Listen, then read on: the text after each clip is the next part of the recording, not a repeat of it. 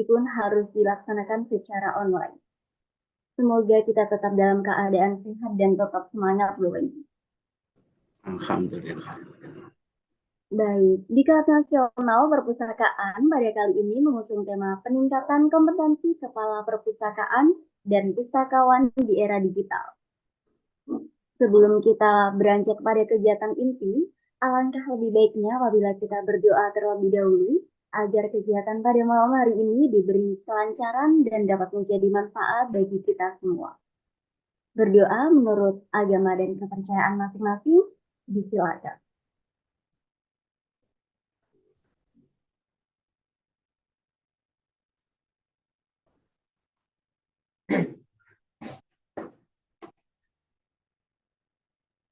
Baik, berdoa dicukupkan. Baik, Bapak dan Ibu, sebelumnya salam kenal. Saya Aulia, selaku moderator yang akan memandu kegiatan pada malam hari ini. Silahkan Bapak dan Ibu juga bisa berkenalan dengan menuliskan nama dan asalnya dari mana di kolom chat Zoom maupun di live streaming YouTube eGuru TV, Bapak Ibu.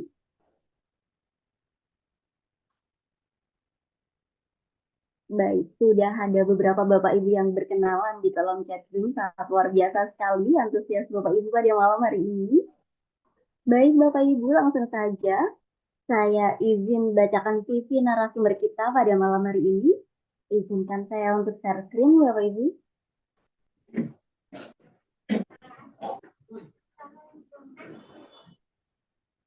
Baik, sudah terlihat di layar masing-masing ya, Bapak Ibu. Beliau merupakan pustakawan ahli madya di Dinas Perpustakaan dan Kearsipan Kabupaten Blora. Riwayat pendidikan yang beliau tempuh yaitu S1 Ilmu Perpustakaan dan Informatika di Universitas Pajajaran Bandung. Kemudian beliau juga tergabung dalam organisasi Ketua Ikatan Pustakawan Indonesia Kabupaten Blora pada tahun 2023 hingga saat ini. Tentunya beliau juga memiliki beragam prestasi, di antaranya pada tahun 2023 beliau merupakan finalis pemilihan pustakawan berprestasi Jawa Tengah. Pada tahun 2020, juara 2 Lomba Pustakawan Berprestasi Jawa Tengah. Tahun 2019, Rencana Pancawarsa 2 Gerakan Pramuka Saka Pustaka. Dan 2018, juara Harapan 2 Lomba Pustakawan Berprestasi Jawa Tengah. Sangat luar biasa sekali narasumber kita pada malam hari ini. Langsung saja kita sambut Bapak Muhammad Farid Rahmawantika, SOS. Selamat malam Bapak Farid. Selamat malam Kak Aulia. Salam hormat semuanya. Assalamualaikum warahmatullahi wabarakatuh.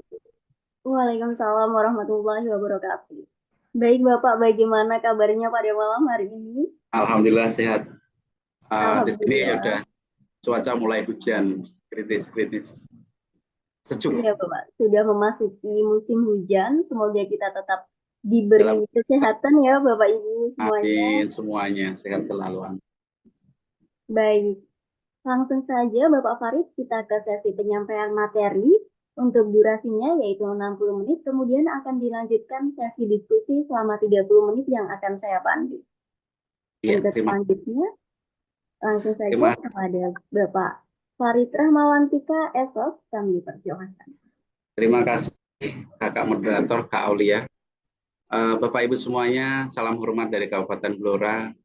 Alhamdulillah wa syukurillah dikaruniai Allah Subhanahu wa taala, Tuhan Yang Maha Kuasa, berkesempatan dapat hadir di antara Bapak Ibu semuanya di malam yang ceria ini, malam yang bahagia ini, bersilaturahmi untuk meningkatkan potensi literasi bagi bangsa Indonesia. Kesempatan yang baik ini mohon izin sebagaimana sudah diperkenalkan tentang profil diri kami sebagai pustakawan madya di Dinas Perpustakaan dan Kearsipan Kabupaten Blora. Di kesempatan baik ini saya pribadi mohon izin membagi pengalaman karena posisi kami sebagai praktisi yang dimana kami menggeluti profesi ini sejak kami lulus dari Universitas Pajajaran jurusan Ilmu Perpustakaan. Saat itu kami angkatan 96, lulus 2002, langsung kami beraktivitas menjadi pustakawan di Dinas Pustakaan Kearsipan Kabupaten Blora. Nah, dari hal itu berdasarkan tema yang tersedia, yaitu peningkatan kompetensi kepala perpustakaan dan pustakawan di era digitalisasi ini, kami mengambil peta konsep. Ada dua kompetensi yang mendasar yang perlu kita siapkan dan perlu kita kuatkan di era digitalisasi ini, yaitu ada kompetensi struktural dan kompetensi fungsional. Hal itu akan kami kupas di kesempatan baik hari ini dan esok hari. Untuk kompetensi strukturalnya di hari ini, apa saja yang sekiranya kita nanti bisa sharing. Ya, di sini kami nanti sangat berharap bisa berbagi di sini, karena istilah katanya banyak perbedaan yang mungkin kita bisa sikapi bersama dengan frame pengembangan kepustakawanan dan perpustakaan. Bapak Ibu yang kami muliakan, izin kami bagi materi, saya share.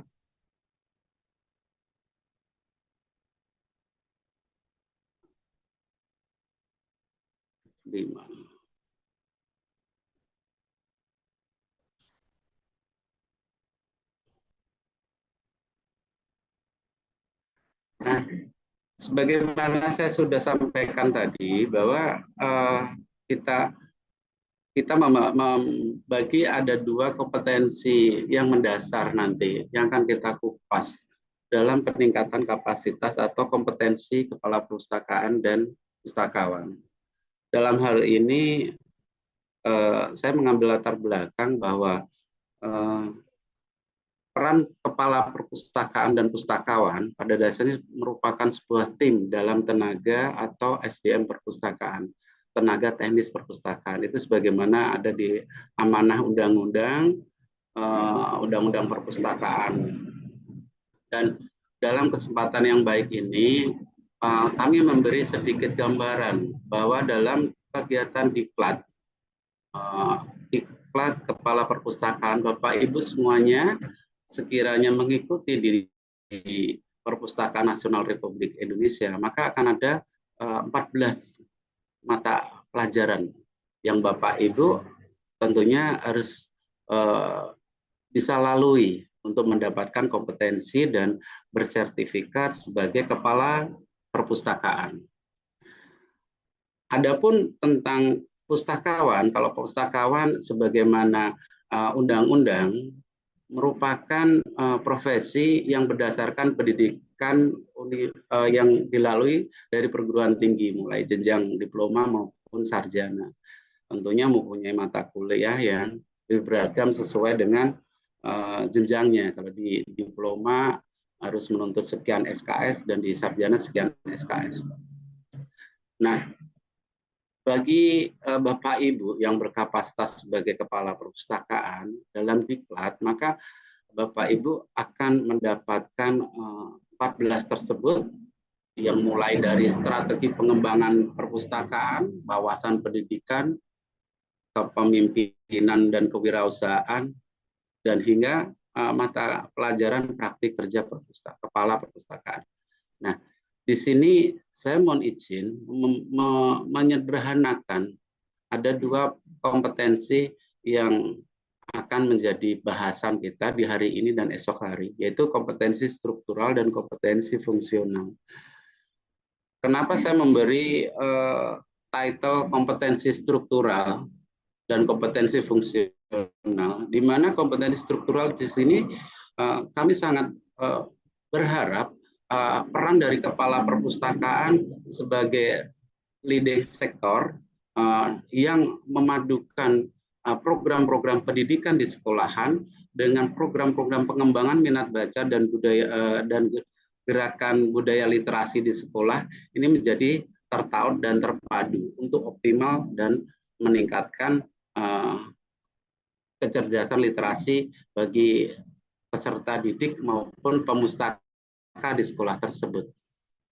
Di mana kompetensi struktural ini akan lebih banyak menguatkan soft skill dalam kepemimpinan, dalam hal memadukan program kerjanya, dalam hal manajemennya, dalam hal penganggaran, dan juga hal-hal yang lain.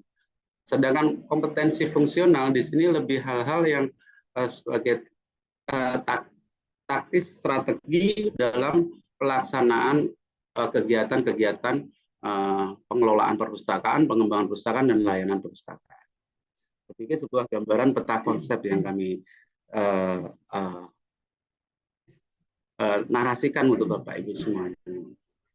Nah, untuk memahami lebih jelas tentang dasar hukum profesi pustakawan maupun kepala perpustakaan, di sini saya ingin menyampaikan kepada Bapak Ibu semuanya bahwa di Undang-Undang Nomor 43 Tahun 2007, khususnya untuk pustakawan, didefinisikan sebagai seorang yang memiliki kompetensi yang diperoleh melalui pendidikan dan atau pelatihan kepustakawanan, serta mempunyai tugas dan tanggung jawab untuk melaksanakan pengelolaan dan pelayanan perpustakaan.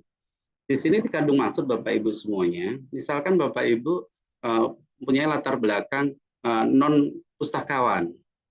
Bapak Ibu kalau menghendaki menyandang sebagai profesi pustakawan, tentunya Bapak Ibu harus mengikuti diklat yang dilaksanakan Lembaga Pembina Perpustakaan atau Lembaga Pembina Profesi Pustakawan, yaitu Perpusnas Republik Indonesia. Dan dengan hasil pelatihan tersebut, maka Bapak Ibu mempunyai sertifikat untuk dinyatakan kompeten dan diangkat menjadi pustakawan. Sedangkan dalam hal ketenagaan perpustakaan, di sini di pasal 29, tenaga perpustakaan itu terdiri atas pustakawan dan tenaga teknis perpustakaan. Sebagaimana ayat 1, memenuhi kualifikasi sesuai dengan standar nasional perpustakaan. Dan di ayat 3-nya, tugas teknis perpustakaan dapat dirangkap oleh pustakawan sesuai dengan kondisi perpustakaan yang bersangkutan. Di sini memang ideal sebagaimana amanah undang-undang, kepala perpustakaan itu berlatar pendidikan, ya, perkuliahan dari ilmu perpustakaan atau yang relevan dengannya. Di antaranya ada kan sebutan ilmu perpustakaan dan informasi, ilmu perpustakaan, dan banyak nomenklatur tentang ilmu perpustakaan tersebut. Nanti kita bisa saling sharing berbagi. Dan hal itu, ketentuan mengenai tugas, tanggung jawab, pengangkatan, pembinaan promosi, perpindahan tugas, dan pemberhentian tenaga perpustakaan yang berstatus pegawai negeri sipil dilakukan sesuai dengan peraturan perundang-undangan. Nah, ada juga regulasi yang memberi penguatan Bapak Ibu semuanya, di mana di Undang-Undang 23 tahun 2014 dan PP 2018. Di sini khususnya di pasal 32, tenaga perpustakaan terdiri atas pustakawan dan tenaga teknis perpustakaan. Nah, sebentar Bapak Ibu.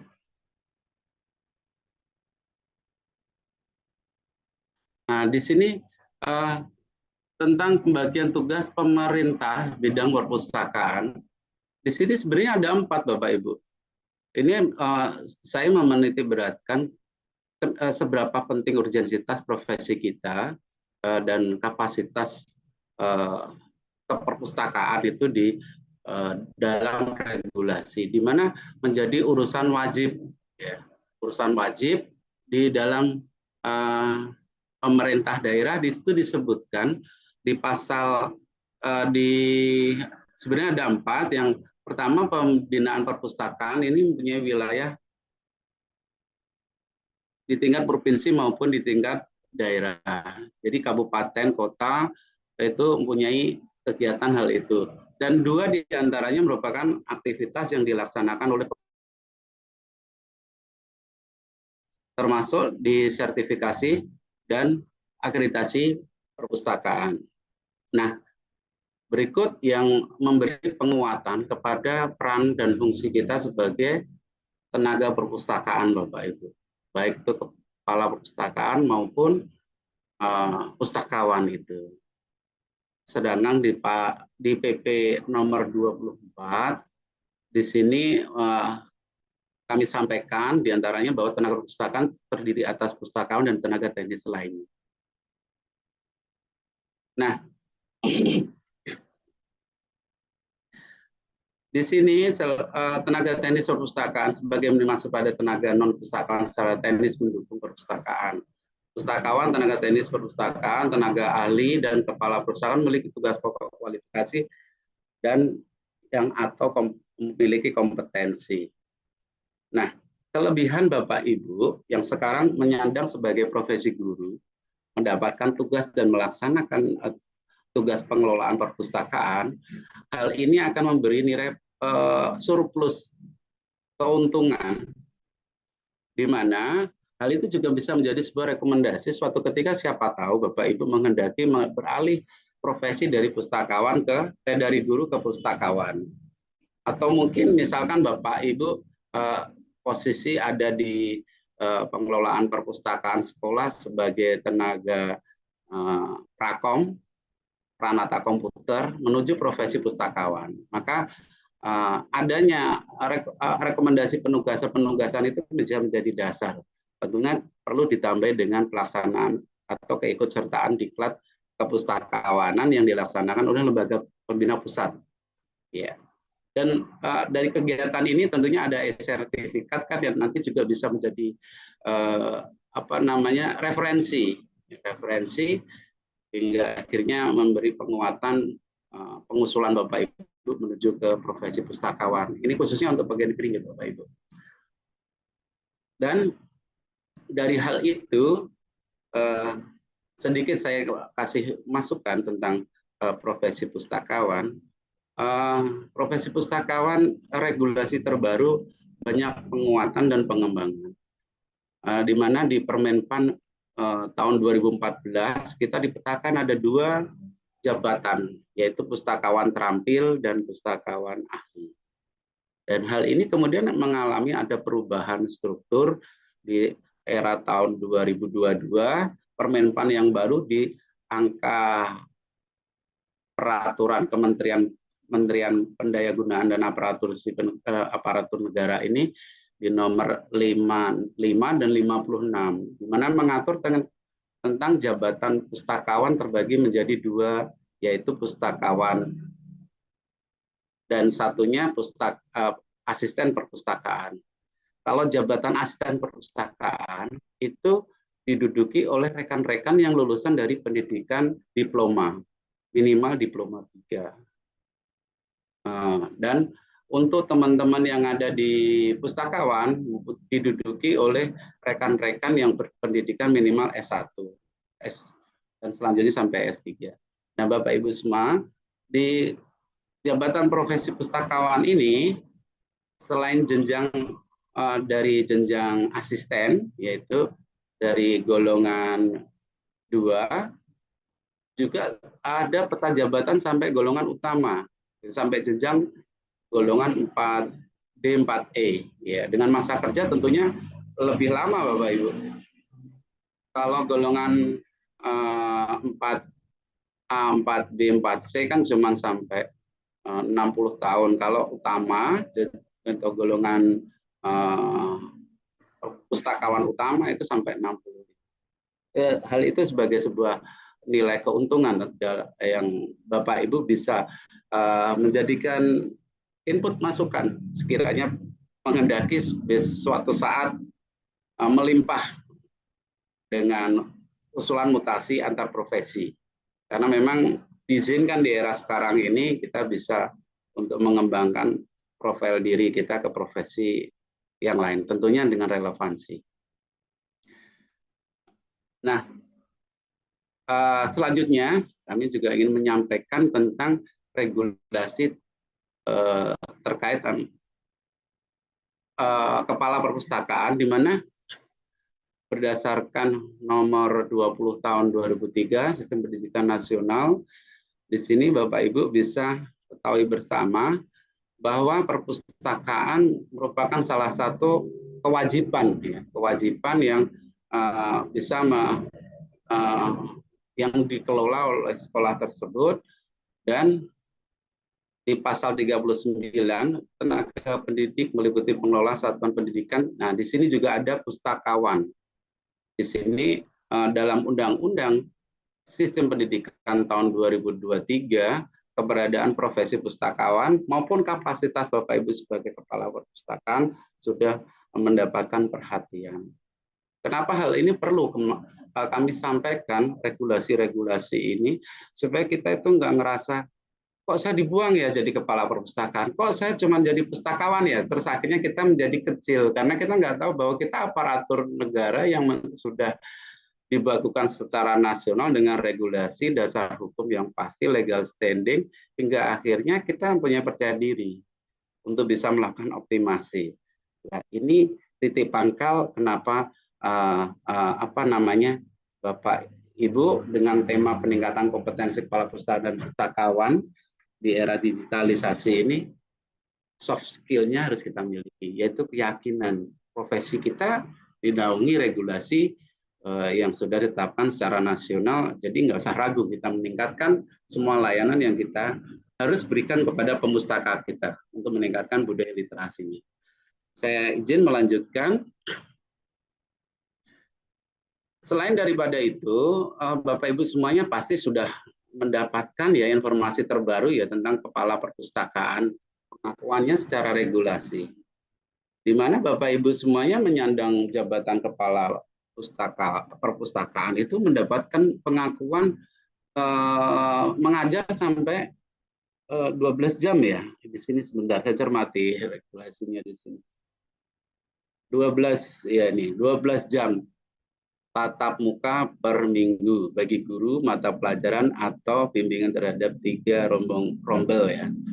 Nah, di sini hal yang sangat menguntungkan Bapak Ibu semuanya, di mana di pustakawan sendiri sebagai profesi yang seperti Bapak Ibu guru maupun dosen, bahwa kita juga mempunyai target kinerja, di mana bagi Bapak Ibu guru yang menyandang kepala perpustakaan, ada akuisisi yang kita dapatkan dari pelaksanaan pengelolaan, pengembangan, dan pelayanan perpustakaan. Dan dasar hukum inilah yang menguntungkan untuk Bapak Ibu semuanya berkiprah di pengembangan budaya literasi di perpustakaan sekolah.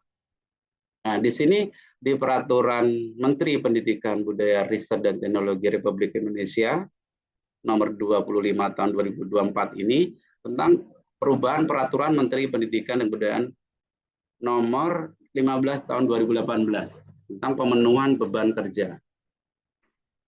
Baik guru, kepala sekolah, dan pengawas sekolah. Dan di pasal 4 dan pasal 5 di sini ada uraian tentang kepala perpustakaan. Nah, hal ini menjadi angin segar untuk Bapak Ibu semuanya dalam meningkatkan peran pengembangan di perpustakaan sekolah.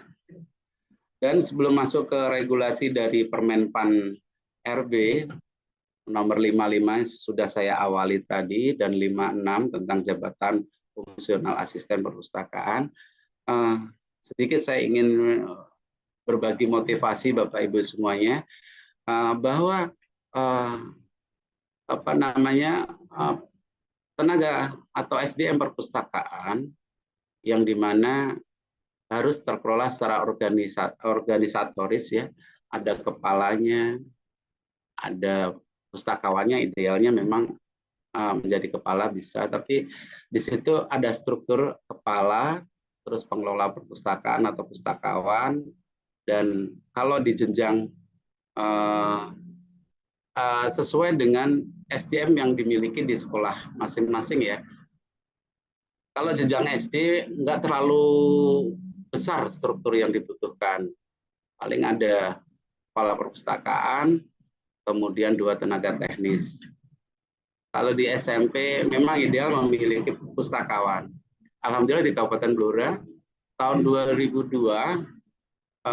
sebagaimana Permenpan, kami mendapatkan pengembangan profesi pustakawan relatif paling tinggi, ya, di mana secara nasional untuk lingkup kabupaten kota di Kabupaten Blora itu mencapai saat itu pengadaan hingga 56 formasi, dan sekarang banyak menduduki di perpustakaan SMP, ya, tingkat menengah, karena memang lingkup tanggung jawab di pemerintah daerah khususnya kabupaten kota yaitu jenjang sekolah menengah dan SD dan SMP, cuman prioritas lebih banyak ke SMP. Nah, di sini Bapak Ibu terkait sama Permenpan nomor 55 tentang jabatan pustakawan, Bapak Ibu nanti akan bisa mengetahui lebih detail apakah profesi pustakawan itu dan ruang lingkupnya, juga profil karirnya dan segala macamnya. Sedangkan di Permenpan nomor 56 tahun 2002, Bapak Ibu bisa mengetahui tentang jabatan asisten perpustakaan. Yang dimana di sini saya ada plot merah untuk pemahaman bersama, karena di Permenpan nomor 56 ini itu menegaskan bahwa paling rendah diploma 3. Sekarang untuk pengembangan formasi ke arah P3K. Itu regulasinya seperti itu. Terus bagaimana yang di diploma 2? Ya tentunya ya untuk mencukupi sebagaimana kebijakan ini meningkatkan kapasitas menjadi sarjana atau kuliah lagi, melanjutkan ya. Karena kalau dari diploma 2 ke di S1 paling menempuh hanya beberapa mata kuliah. Sudah mencukupi dan bisa langsung tidak hanya duduk jabatan di asisten perpustakaan, tapi menjadi pustakawan, fungsional pustakawan, yaitu jenjang pustakawan pertama. Ya, karena jenjangnya sebenarnya di fungsional pustakawan itu ada jenjang pertama, yaitu diduduki kelompok golongan 3A, 3B, jenjang pustakawan muda diduduki oleh kelompok golongan 3C, 3D, terus jenjang golongan madya diduduki oleh pustakawan kelompok golongan 4A, 4B, 4C, dan di pustakawan utama diduduki oleh golongan ASN yang 4D, 4E. Kalau sudah menduduki golongan 4D, 4E, SK-nya udah pusat Bapak Ibu, ya, dari presiden itu. Nanti lebih detail Bapak Ibu bisa mencermati regulasi terkait. Izin melanjutkan ke slide berikutnya.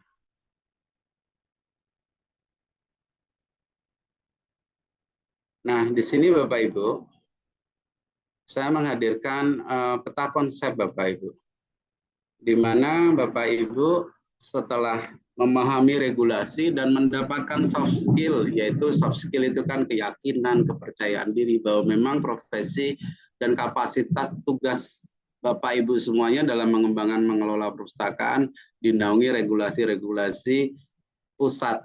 Ya. Jadi pengembangan karir Bapak Ibu nggak perlu dikhawatirkan lagi.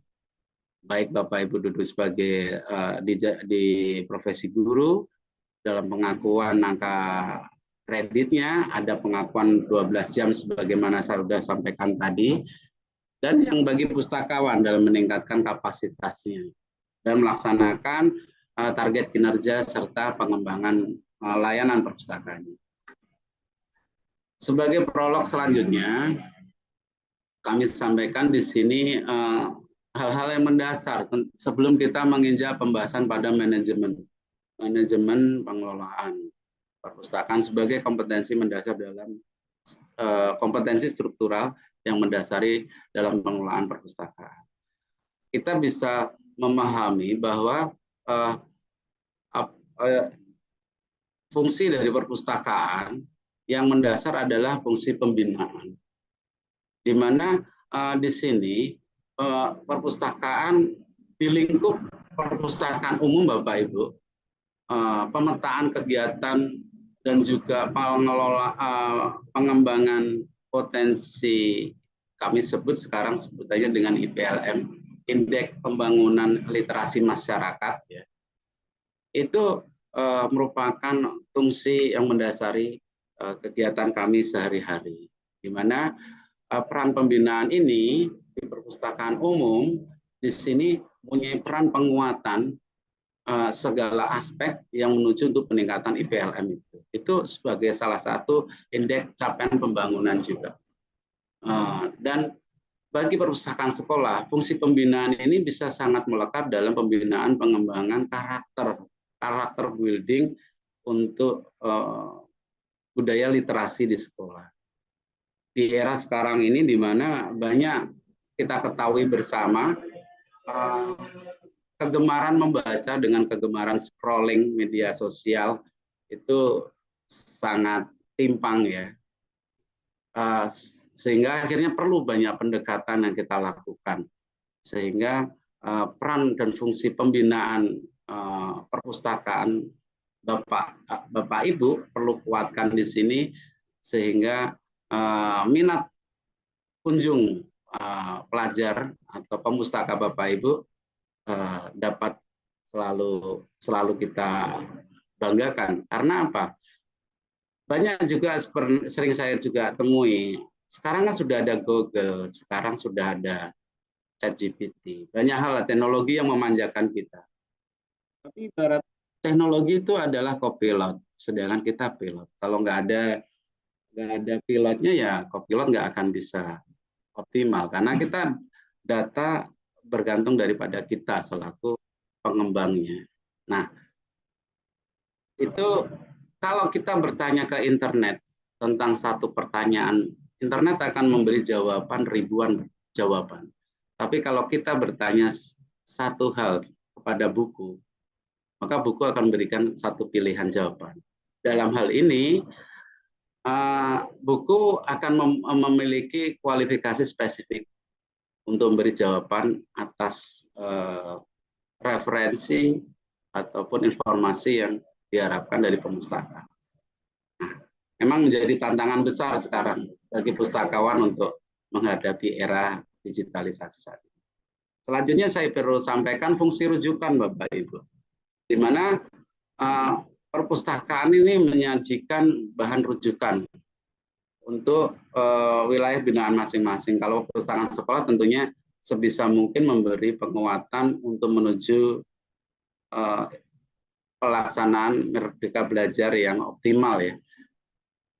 Di mana pengembangan koleksi saat ini banyak digunakan juga selain teks juga ada berbasis informasi elektronik. Itu kita bisa padukan ke semuanya dalam layanan rujukan tersebut. Maka di perpustakaan itu kita kenal bersama ada layanan referensi, sirkulasi. Dan selanjutnya fungsi penelitian. Nah, fungsi penelitian ini salah satu fungsi dari perpustakaan tersebut. Kita untuk bisa menemukan referensi-referensi atau rujukan-rujukan yang menguatkan kegiatan, yang menguatkan dan yang mendasari kegiatan riset atau penelitian. Fungsi deposit yaitu menyimpan baik karya cetak maupun karya rekam, yang di sini cenderung melestarikan dari perkembangan dan juga kasanah hasil kreasi dari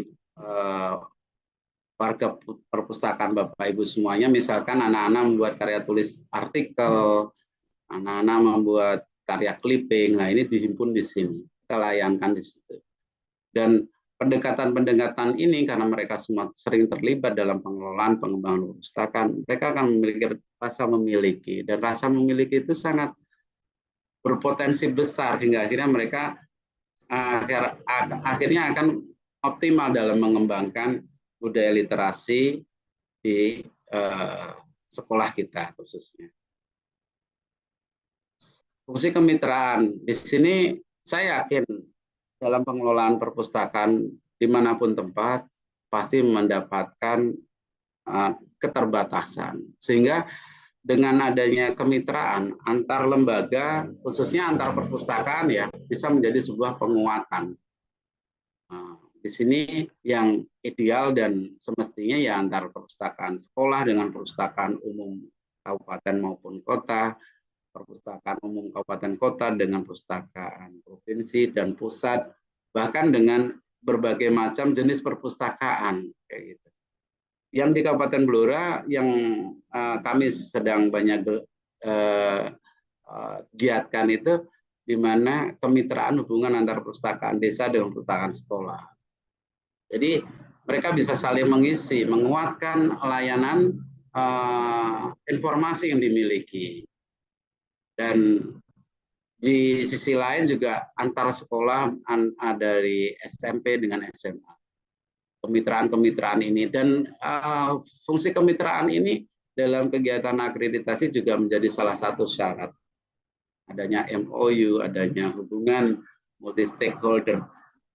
Selain dari PD itu juga bisa dengan kemitraan dengan pihak-pihak lain, misalkan dengan apa namanya kayak kami dengan pihak universitas melaksanakan kegiatan magang, sehingga akhirnya bisa saling menguntungkan. Kami bisa membantu pelaksanaan implementasi pendidikan di universitas tersebut, dan kami juga terbantu dalam pelaksanaan hal-hal teknis.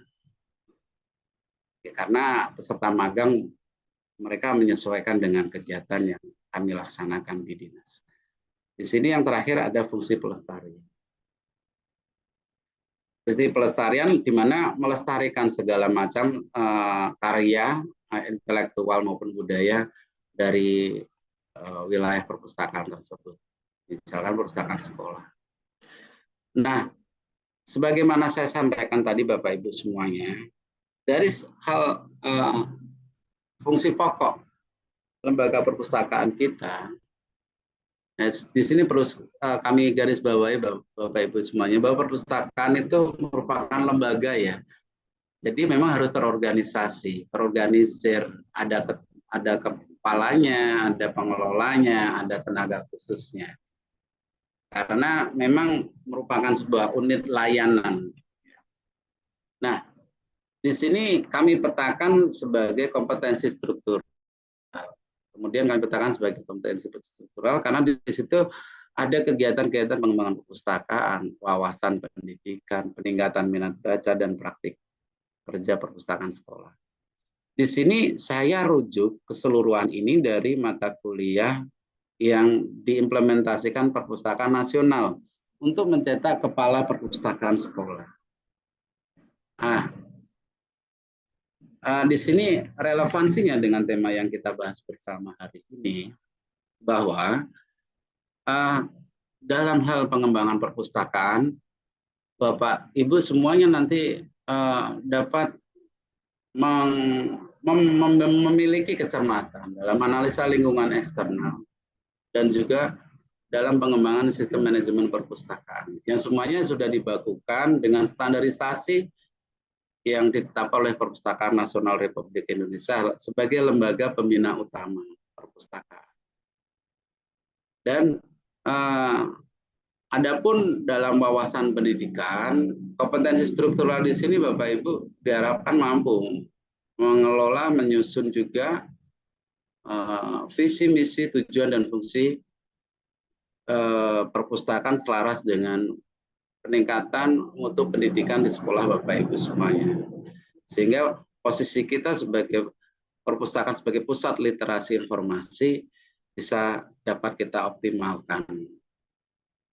Sedangkan dalam hal peningkatan minat baca dan gemar membaca, di sini harapan dari pelaksanaan diklat kepala perpustakaan itu tentunya Bapak Ibu setelah melaksanakan diklat mampu memberi bahkan juga menyusun program-program pengembangan minat baca, pembiasaan gemar membaca, dengan memahami hal-hal yang mendasar terkait tentang minat baca tersebut, bagaimana tentang pengelolaan dan pengembangan kebiasaan baca, misalkan menghadirkan program membaca 15 menit, terus mengadakan layanan storytelling. Di situ banyak hal-hal teknis yang Bapak Ibu nanti didapatkan di situ. Dan di kesempatan baik ini kami tidak membahas materi-materi itu secara spesifik karena saya yakin Bapak Ibu semuanya sudah menyandang sebagai kepala perpustakaan sudah memiliki referensinya. Dan mungkin kalau nanti diperlukan Bapak Ibu bisa akses untuk materi-materi tersebut secara komprehensif lengkap karena ada modul-modulnya dari Perpustakaan Nasional Republik Indonesia. Dan secara global peningkatan minat baca dan gemar membaca ini untuk bisa mewujudkan apa ya istilah katanya perpustakaan sebagai lembaga belajar sepanjang hayat, bisa menumbuhkan stereotip ya, stereotip. Jadi pemanfaatan perpustakaan itu dan fungsi perpustakaan itu sebagaimana amanah undang-undang merupakan wahana belajar sepanjang hari. Dan adapun terkait sama praktik kerja perpustakaan sekolah, Bapak Ibu, di sini terkait sama hal-hal yang teknis ya. Dan di sini juga membutuhkan kemampuan koordinasi, komunikasi, dan juga kontrol dalam hal ini kompetensi strukturalnya, soft skill-nya, untuk mengembangkan koleksinya, mengelola koleksinya, mengoptimalkan layanan, dan hingga akhirnya pengembangan profesi tenaga perpustakaan sekolah Bapak Ibu. Dan di poin pengembangan profesi tenaga perpustakaan sekolah di sini, ini masukan kepada Bapak Ibu semuanya yang sekarang mungkin menyandang sebagai kepala perpustakaan. Bahwa saya sangat berharap Bapak Ibu semuanya bisa memberi dan mendorong ya, memberi motivasi dan mendorong terutama rekan-rekan yang masih belum menyandang ASN ya, untuk bisa memberi spirit dalam pengembangan kapasitasnya, syukur bisa sebentar lagi kan ada ujian bisa lulus segala macam, memberi advokasi lah seperti itu. Dan dalam hal ini juga perlu adanya istilah katanya pendampingan, karena pasti ya akan ada pemetaan, butuh jabatan, apa yang dibutuhkan segala macam kayak gitu. Kalau kita nggak peduli dengan pustakawan kita, ya nasibnya nanti selamanya akan terbengkalai. Nah, di sini perlu adanya pengusulan formasi-formasi memang diperlukan keberadaannya. Nah, sehingga akhirnya menjadi perhatian dan masuk ke dalam perpustakaan dan bisa terhimpun menjadi tenaga yang lebih sejahtera, misalkan P3K. Dan itu selalu didampingi Bapak Ibu, kasihan nanti teman-teman pustakawan. Izin melanjutkan di sini tentang manajemen Bapak Ibu. Kenapa kita melakukan pelompatan ke arah manajemen? Karena hal mendasar daripada kompetensi memiliki kemampuan manajerial. Di mana dalam perpustakaan, hakikat dari manajemen itu kita memiliki kemampuan dalam perencanaan, pengorganisasian, dan serta aktuating atau pelaksanaannya dan pengendalian maupun kontrol. Dan khususnya di manajemen perpustakaan, proses optimasi kontribusi manusia, material, anggaran untuk mencapai tujuan di sini kita memiliki beberapa hal yang harus kita kelola, di mana dalam hal pengelolaan manusianya, materialnya, misalkan keperluan tentang peralatan dan segala macam, hingga anggaran perpustakaan tersebut. Sehingga keseluruhan itu dapat kita kelola untuk menghadirkan layanan perpustakaan yang ideal, yang standar. Ya syukur alhamdulillah, di sini saya ngasih contoh menuju akreditasi. Kenapa hal ini menjadi hal yang mendasar? Akreditasi sebagai bukti dari pengakuan nasional melalui Perpustakaan Nasional Republik Indonesia bahwa perpustakaan tersebut standar. Standar itu bukan berarti nilainya tinggi, tapi baku, melaksanakan ketentuan baku sesuai dengan ketentuan dasar yang ditetapkan oleh lembaga pembina utama, yaitu Perpustakaan Nasional. Dan dengan perpustakaan Bapak Ibu nanti menyandang sebagai perpustakaan yang terakreditasi, tentunya Bapak Ibu bisa mencapai pemanfaatan yang lebih optimal menuju transformasi yang inklusif. Jadi harapan dari dan ini visi dari Perpustakaan Nasional Republik Indonesia, kita memberi layanan perpustakaan punya dampak benefitnya, yaitu manfaatnya sampai terwujudnya masyarakat yang sejahtera. Ya, makanya kita kenal bersama sekarang di pusat dan sampai ke daerah, sampai ke desa, ada namanya program TPBS, transformasi perpustakaan berbasis inklusi sosial. Nah, selanjutnya kami ingin sampaikan terkait manajemen pengelolaan perpustakaan. Pada dasarnya, Bapak Ibu semuanya, dalam kegiatan manajemen pengelolaan perpustakaan ini terdapat hal-hal mendasar, yaitu pertama pengadaan atau akuisisi, pengadaan bahan pustaka. Nah, yang kedua pengolahan. Jadi setelah Bapak Ibu mendapatkan buku, tentunya nggak langsung dilayangkan, karena harus dicukupi segala administrasi untuk menuju ke pengolahan tersebut, supaya nggak tertukar. Biasanya kalau perpustakaan sekolah dapat drop buku itu kan cenderung serupa ya. Di sini dapat buku kurikulum, misalkan kurikulum 13 seperti masa lalu, bahasa Indonesia gitu. Sana juga sama gitu. Kalau nggak ada stempelnya, nggak ada administrasi koleksi ya, nggak ada labelnya, nggak ada nama perpustakaannya, nggak ada kartu buku segala macamnya, maka itu masih belum dianggap sebagai koleksi yang bisa dimanfaatkan. Nah, itu ada di proses pengolahannya. Adapun dalam pengadaannya, Bapak Ibu bisa menerima koleksi tersebut karena beberapa proses. Entah itu pembelian, entah itu hibah, maupun sumbangan pribadi, maupun sumbangan dari donatur-donatur yang Bapak Ibu miliki. Misalkan ada tokoh masyarakat, wali murid, segala macam. Dan sebagai masukan Bapak Ibu semuanya, akan menjadi sebuah optimasi pemanfaatan perpustakaan yang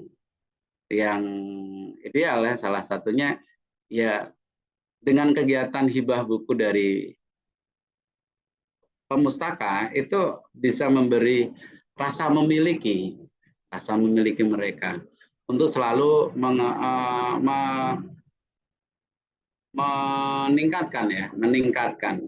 meningkatkan profil layanan dan profil kelembagaan yang dari sebagai lembaga penyedia informasi ilmu pengetahuan, yaitu koleksi. Dan itu dibuka luas-luas saja. Dengan itu, kalau di perpustakaan sekolah ya Bapak Ibu, syukur para pemustaka itu bisa memberi sumbangan atau menambahkan koleksinya itu ya non akademis yang melengkapi dari kegiatan akademisi, misalkan koleksi-koleksi sastra, koleksi fiksi, koleksi-koleksi umum, misalkan ilmu komputer, ilmu apalagi teknologi-teknologi EA segala macam. Dan selain dari Bapak Ibu menerima hibah-hibah berupa buku teks, mungkin perlu juga Bapak Ibu di era digitalisasi ini bersama pustakawannya membuat sebuah pangkalan data untuk menerima hibah-hibah buku berupa elektronik. Dan itu akan sangat menguntungkan perpustakaan. Karena perpustakaan itu kalau dia nggak big data ya susah menghasilkan big karya gitu kan. Karena sekarang ya perpustakaan itu udah bisa lintas wilayah dengan adanya teknologi. Jadi seperti yang secara tidak langsung saya mendapatkan amanah mengajar ini, saya bisa berbagi dengan Bapak Ibu semuanya yang berada di beda waktu dan tempat gitu, dalam waktu yang bersamaan. Jadi di era teknologi informasi ini kita harus juga mempunyai kecekatan, keterampilan dan strategi baik sektoral maupun operasional dalam memanfaatkan teknologi informasi. Dan dalam pelayanan juga. Pelayanan juga sekarang bisa dibilang ideal dan itu juga gratis Bapak Ibu untuk menerapkan teknologi otomasi. Ya semoga nanti dari pihak e-guru di kesempatan yang lain ada pembelajaran tentang otomasi. Karena Perpustakaan Nasional Republik Indonesia juga menyediakan programnya download gratis.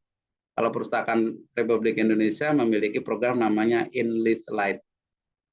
Enlist Lite. Nah, Enlist Lite itu Bapak Ibu bisa download gratis versi 3. Untuk versi 4-nya dalam proses Bapak Ibu. Yang nanti akan lebih optimal dalam memberi layanan. Nah, izin melanjutkan. Adapun Bapak Ibu perlu ketahui apa sih aspek dalam penyelenggaraan perpustakaan. Nah, ini kompetensi struktural yang Bapak Ibu ketahui, perlu ketahui bersama. Kita berbagi ya. Ada gedungnya. Kalau nggak ada gedung, ada ruangnya. Karena syarat melaksanakan kegiatan memang harus memiliki ruang, yaitu bisa gedung dan bisa ruangan. Kalau hanya ada ruangannya saja gimana Pak? Sedangkan sebelah digunakan untuk laborat misalnya gitu. Ya dipartisi untuk menunjukkan fungsi perpustakaan ini, ruang ini gitu. Kalau gedung akan sangat lebih ideal dan itu ada standarnya. Bapak Ibu, kalau perpustakaan SD segini, SMP segini, SMA segini, ada di standarisasi. Perpustakaan umum segini, standarisasinya ada. Kalau Perpustakaan Nasional, Bapak Ibu pernah datang ke sana mencapai 24 lantai. Sambil panorama melihat gedung Monas, Monumen Nasional. Terus ada koleksinya. Buku, karya cetak, karya rekam, koleksi-koleksi budaya, naskah kuno, terus media massa, bahan pustaka gitu. Dalam undang-undang disebutkan dengan bahan pustaka. Bahan pustaka apa saja, yaitu karya cetak, karya rekam, dan juga hal-hal yang memenuhi ketentuan perpustakaan. Ada tenaganya. Ya, di sini tenaga itu ideal, memang harus ada. Kalau nggak ada yang ngelola, siapa yang menggunakan layanan tersebut ya. Dan di sini tenaga itu terorganisir. Ada kepalanya, ada tenaga khususnya yang kita sebut dengan pustakawan. Ada tenaga teknisnya, teknis untuk layanan, teknis untuk pengadaan, teknis untuk pengolahan. Dan kalau lebih luas lagi ada hubungan antar lembaga. Kalau ingin lebih optimal lagi ada TIK-nya. Nah, itu disesuaikan dengan potensi di perpustakaan Bapak Ibu sendiri. Ada perlengkapan perabotnya, karena memang harus ada peralatan di situ untuk melaksanakan sebuah layanan. Ya ibarat Bapak Ibu menjual jasa, ya tentunya idealnya ada meja, ada kursi. Nah, untuk perpustakaan, perabot itu ada ketentuan standarisasinya. Idealnya ada apa saja. Bahkan sampai perlu ada APAR juga. Kalau diakreditasi, kalau nggak ada perangkat pemadam kebakaran itu mengurangi nilai juga. Karena untuk mengantisipasi hal-hal yang bersifat bencana. Dan selanjutnya tentunya ada anggaran. Karena istilah kata nggak ada dapur apa ya istilahnya. Ya intinya anggaran itu sebagai modal untuk melaksanakan operasional. Khususnya operasional pelayanan dan juga mencapai tujuan. Ada kegiatan layanannya. Dan kegiatan layanan ini kalau di perpustakaan sekolah mungkin layanannya bisa berjenis ya. Ada layanan sirkulasi, yaitu peminjaman dan pengembalian. Ada layanan media massa, ada layanan keanggotaan, ada layanan referensi, yaitu di mana layanan buku-buku memang nggak bisa dipinjam, tapi bisa dirujuk. Misalkan peta, misalkan global, misalkan kamus, misalkan ensiklopedi, itu koleksi referensi. Jadi penataannya jangan campur dengan koleksi sirkulasi, karena sifatnya kita hanya mencari informasi secara spesifik. Misalkan saya mencari kota Semarang itu di mana, dan saat itu misal gitu, Bapak Ibu hanya memiliki global, ya memberi pembelajaran pada 50 orang misal gitu, ya cukup diputar globalnya, tunjukkan titiknya. Jadi nggak perlu globalnya dibawa semua bergantian 50 orang tersebut. Ya, intinya bahwa koleksi referensi itu layanan rujukan untuk mencari informasi secara spesifik dan cepat. Dan ada layanan rujukan cepat. Itu ada ya layanan itu idealnya menggunakan teknologi informasi jaringan. Jadi ketika Bapak Ibu menanyakan, Pak, mohon dicarikan buku tentang ini, hasil ini teori Galileo atau apa tentang pendidikan, kayak filsafat pendidikan. Oh, bukunya di sini nggak ada, Pak. Adanya di Riau misalnya. Nah, itu karena ada layanan rujukan cepat. Kita di Indonesia ini, kalau di Perpusnas ada namanya apa ya istilahnya, satu data. Sebentar saya lupa, nanti saya sampaikan kalau saya ingat. OneSet, ya maaf. Kalau di internet ada Google gitu ya. Ada apa lagi ya? Yang lain tuh ada ya providernya. Dan kita punya namanya OneSet. OneSet kita ketik itu ada di posisi perpustakaan mana, kita bisa ketahui. Nah, ada promosi perpustakaan. Kalau kita sudah punya layanan, kita sudah punya gedung, kita punya semuanya sudah siap dalam kita promosikan layanan. Terus yang paling atas, sebagaimana saya sampaikan tadi, organisasi harus terlembaga. Kenapa perlu terlembaga? Karena memang syarat dalam pengelolaan perpustakaan sebagai unit pelayanan memang merupakan sebuah lembaga. Maka di situ cirikan dari struktur organisasinya, SK pendirian, SK kepengurusan, dan hal-hal yang terkait. Nah, untuk keseluruhan saya sampaikan nanti.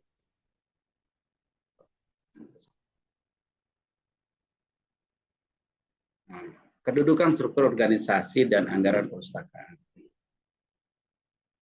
Nah, di sini secara organisasi, Bapak Ibu semuanya, bagi Bapak Ibu yang menyandang kapasitas sebagai kepala perpustakaan, tentu jabatan pembina di atas Bapak Ibu semuanya adalah kepala sekolah.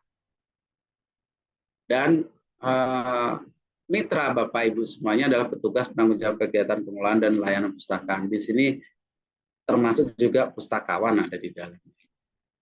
Nah, ini merupakan hierarki yang dimana untuk menghasilkan budaya literasi sekolah, ini tim kerjanya kurang lebih lah seperti itu.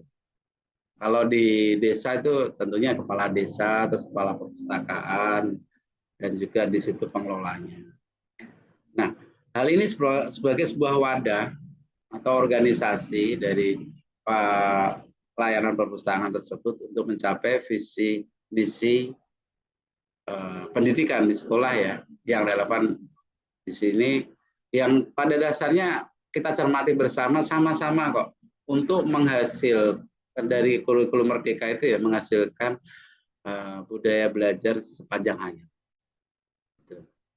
Jadi capaiannya sama gitu untuk menghasilkan budaya belajar sepanjang hayat. Jadi perpustakaan maupun kurikulum Merdeka menuju ke sana. Nah, di sini sebelah kanan kami ngasih contoh cuman dari perpustakaan desa untuk mewujudkan SK-nya. Kenapa SK ini perlu? Hal ini juga nanti akan menjadi dasar regulasi pelaksanaan tugas Bapak Ibu ada di perpustakaan tersebut sebagai legal standing dalam hal-hal memberi pengaruh kepercayaan diri Bapak Ibu dalam mengambil kebijakan-kebijakan sektoral tentang perpustakaan, pengembangan budaya literasi di sekolah, dan juga dalam peningkatan mutu baik SDM-nya, layanannya, maupun meminta perhatian terkait pengembangan anggaran dan sarana prasarana perpustakaan Bapak Ibu semua.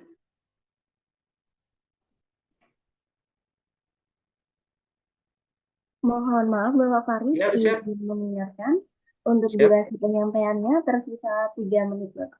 Oke, siap. Izin. Terkait untuk gedung, di sini saya menitik beratkan untuk memiliki gedung maupun ruang perpustakaan memiliki posisi yang strategis.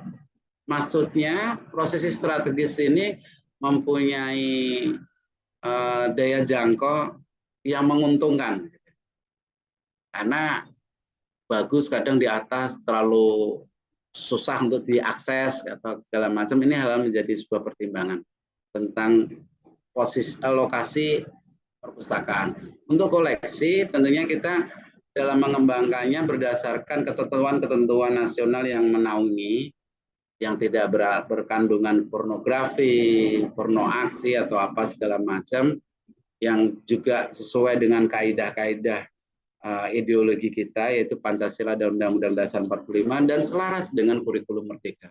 Juga menuju pengembangan potensi literasi pemustaka kita. Dan seyogianya memang mengutamakan mengutamakan usulan dari pemustaka Bapak Ibu semuanya. Maksudnya kita bisa mengusulkan sendiri, tetapi kita prioritas buku itu karena memang diusulkan dari pemustaka atau pengguna perpustakaan kita. Karena jangan sampai kita mengadakan buku, bukunya nggak kepake, bukunya hanya memenuhi rak. Itu sayang. Karena pertanggungjawaban secara nilai, baik aset maupun nilai fungsi, sebisa mungkin setiap buku judulnya itu dapat bermanfaat, berfaedah untuk masyarakat kita. Terus penyelenggaraan di sini perlu Bapak Ibu memahami ada perlengkapan dan pustaka, kelengkapan layanan dan administrasi perabot kita ketahui bersama, dan anggaran Bapak Ibu bisa memahami minimal 5% ya. Tapi kadang realisasi nggak menyampai hal itu selalu dikawal saja untuk mencapai anggaran yang terbaik. Karena tanpa anggaran layanan perpustakaan itu juga akan jalan di tempat. Dan selanjutnya,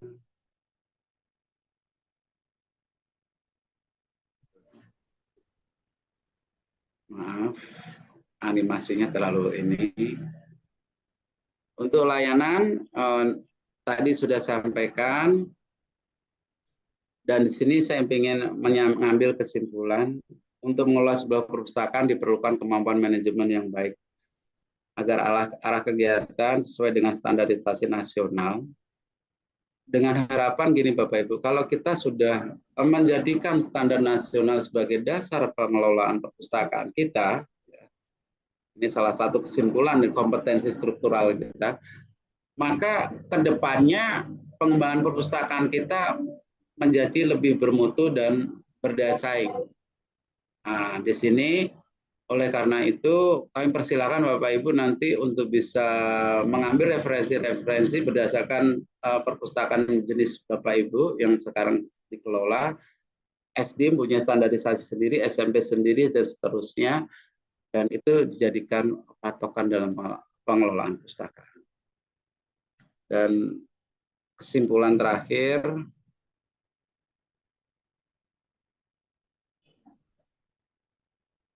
di sini dalam meningkatkan kompetensi kita, baik Bapak Ibu Kepala Perpustakaan maupun pustakawan di era digitalisasi saat ini, kita seyogianya selalu beradaptasi dengan perkembangan yang ada.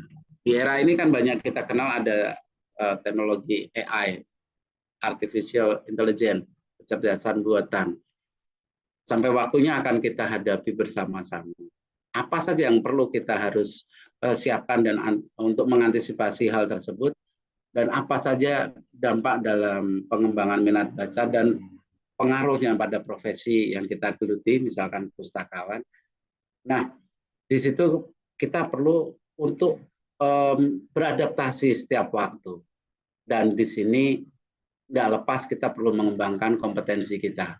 Dan selalu berinovasi dan berkreativitas, sehingga dengan dipadukan dengan kerjasama dan kolaborasi multi stakeholder maupun dengan kemitraan yang kita miliki, ya maka kapasitas kita tidak kalah di era digitalisasi saat ini. Mungkin dari saya seperti itu. Kami persilahkan, saya kembalikan pada Kak Aulia untuk bisa berbagi di sesi tanya jawab. Kami persilahkan Kak Aulia. Baik, terima kasih banyak Bapak Farid atas materinya yang sangat luar biasa sekali, Bapak. Untuk selanjutnya langsung saja kita ke sesi diskusi. Sudah banyak sekali pertanyaan yang ada di kolom chat Zoom. Untuk sesi diskusi ini, silahkan Bapak dan Ibu dapat raise hand dan mengaktifkan kameranya terlebih dahulu. Nanti akan kami beri akses. Untuk penanya akan kami prioritaskan yang raise hand terlebih dahulu ya Bapak Ibu. Baik. Mohon dapat di stop screen terlebih dahulu, Bapak Farid. Siap. Baik, terima kasih Bapak. Sudah ada yang raise hand dari Bapak Dilianto Andi Sutopo. Baik, kepada Bapak Andi kami persilahkan. Selamat malam Bapak. Selamat malam.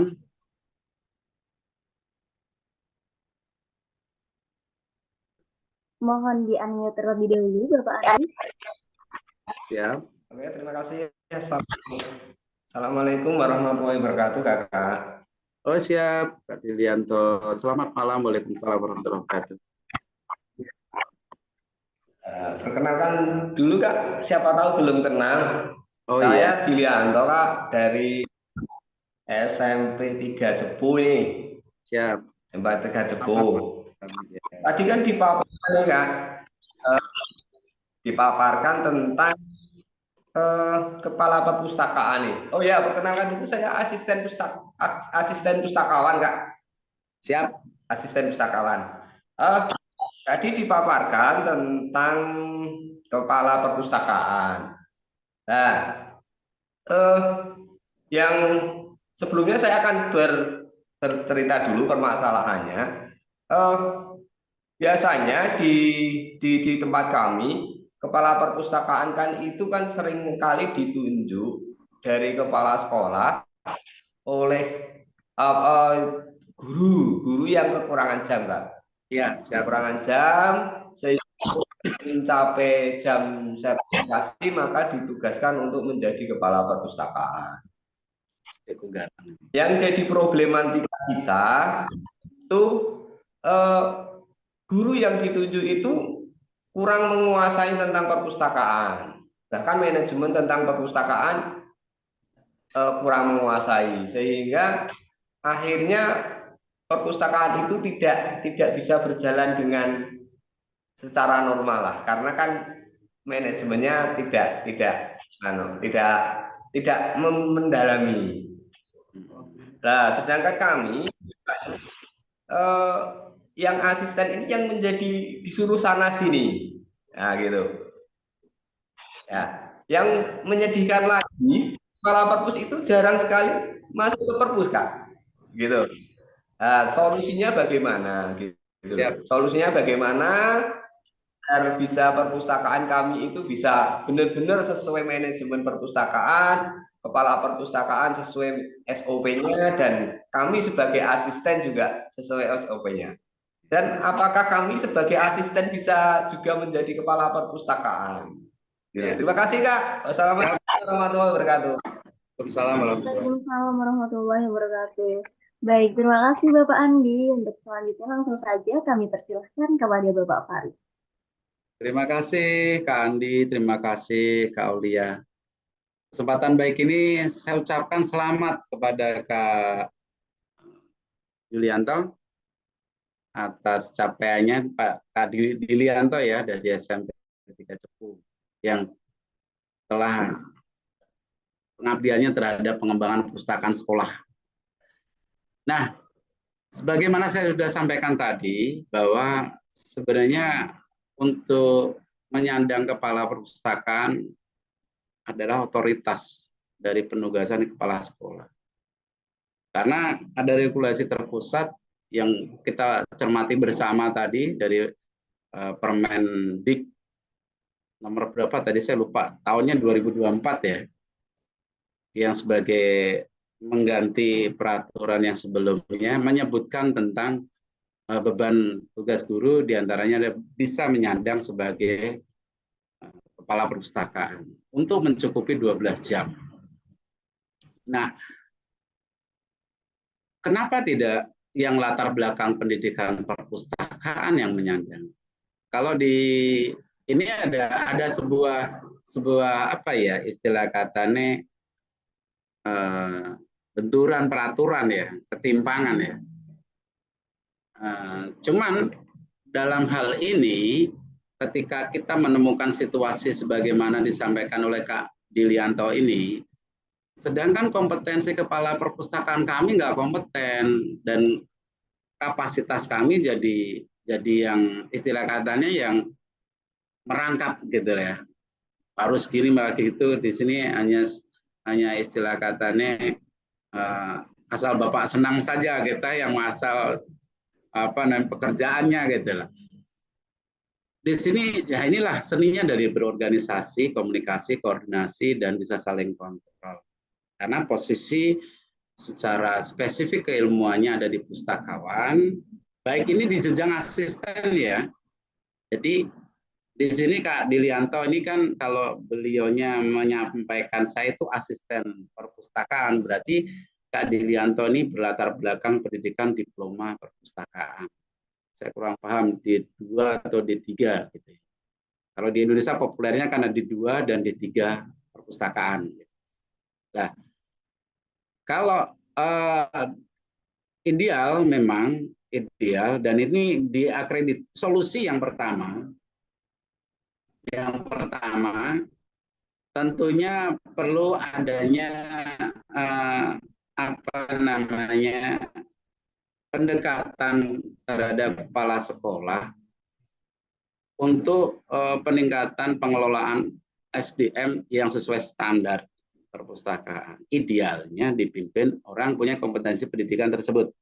Tetapi kadang kebijakan secara mohon maaf subjektif dari kepala sekolah. Saya khawatir nanti ada tenaga guru saya, karena jadi bapak itu sibuk juga sih, mikirin sekian banyak guru, ada pustakawan, ada prakom, ada tenaga administrasi. Ya kadang ya seperti itu gitu loh. Ya udahlah, di sini tak kasih jadi kepala perpus gitu. Sebenarnya kebutuhannya bukan melaksanakan pekerjaannya, tapi hanya mencari 12 jam saja gitu. Karena itu diakui sebagaimana peraturan. Nah, di sini makanya perlu ada komunikasi. Mungkin kalau sesuai standar akreditasi ya harus kepala perpustakaan disandang berlulusan ilmu perpustakaan. Ini solusinya dilakukan pendekatan, dikomunikasikan. Tapi kalau hanya kebutuhan administrasi ya jadi masalah. Tapi apa ya istilah katanya kewenangan dari asisten perpustakaan ini dikuatkan dengan tatanan fungsinya. Mungkin dalam hal-hal penyusunan program, hal-hal dalam perencanaan, pengelolaan dan pengembangan koleksi kayak gitu. Kalau saya pribadi sih apa namanya istilah katanya nggak harus ya pustakawan itu menjadi kepala gitu. Ini juga saya alami juga karena posisinya lebih pada sejauh mana pilihan kita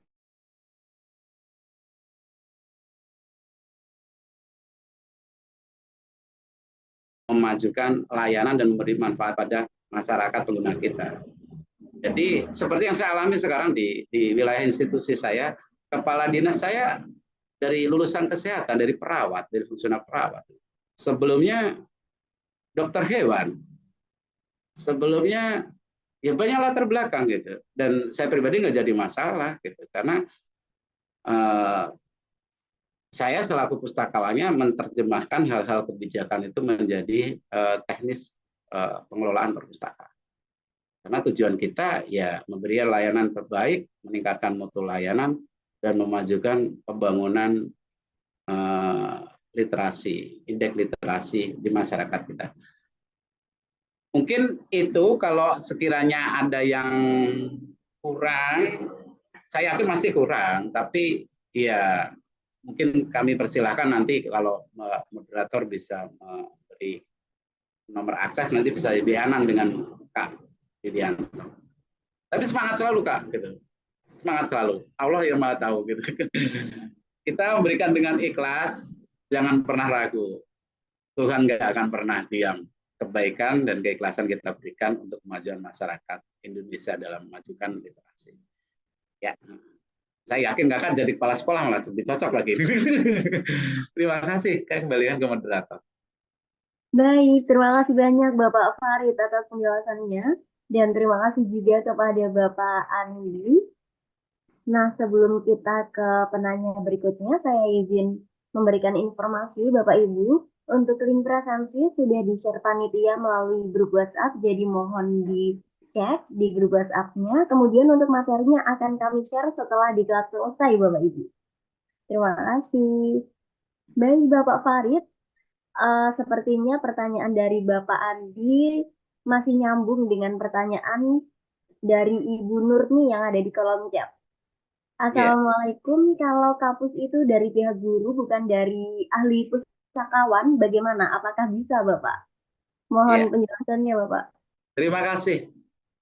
Sebagaimana kami sampaikan dalam regulasi tentang tugas ya Pak, bukan jabatan sebenarnya. Kalau kepala perpustakaan di sekolah itu bukan jabatan. Kalau kepala perpustakaan dinas, nah itu jabatan. Kepala perpustakaan nasional itu jabatan.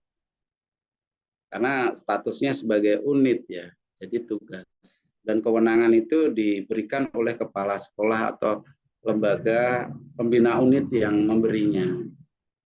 Kalau misalkan di universitas itu juga sebagai petugas sih, karena bukan jabatan struktural. Kalau jabatan kepala dinas perpustakaan, misalkan itu struktural, punya peran komando di sini. Ini perannya lebih koordinasi saja. Jadi penyelesaiannya hampir mirip sebenarnya dengan yang disampaikan Kak Dilianto, ya dilakukan sebuah pendekatan. Kalau memang mohon maaf prioritas pertama untuk mencapai akreditasi, sampaikan bahwa kalau ini disandang oleh guru, nilainya kualifikasi guru harus misalkan untuk akreditasi ya, misalkan sekolah ini mau akreditasi dan jabatan bukan jabatan, tugas kepala perpustakaan ini dijabat oleh guru, sedangkan dia nggak memiliki sertifikat kompetensi perpustakaan, dia nggak memiliki sertifikat diklat khusus kepala perpustakaan yang dilaksanakan Perpusnas, maka nilainya jauh maksudnya kecil gitu. Beda kalau bahkan ini bisa tertutup dengan lulusan dari diploma perpustakaan. Dalam pembobotan ya, mohon maaf dulu pernah ada kesempatan kita membahas bersama hal ini ya, tentang akreditasi. Nah, tapi kalau misalkan di sini ternyata gurunya punya kompetensi, punya ini, memang ideal takarannya selain memberi tugas, karena di sini kosong nggak ada yang melaksanakan tugas, dan di sini udah ada tenaga teknisnya yaitu pustakawan, terus ada guru yang kekurangan jam, ya juga dihitung kompetensinya ini mencukupi nggak. Kalau bisakah? Ya aturannya ada. Tadi di Undang-Undang pasal sekian idealnya memang pustakawan. Itu udah amanah undang-undang. Cuman ya itu perlu kita sampaikan supaya apa yang kita harapkan kita mendapatkan amanah itu.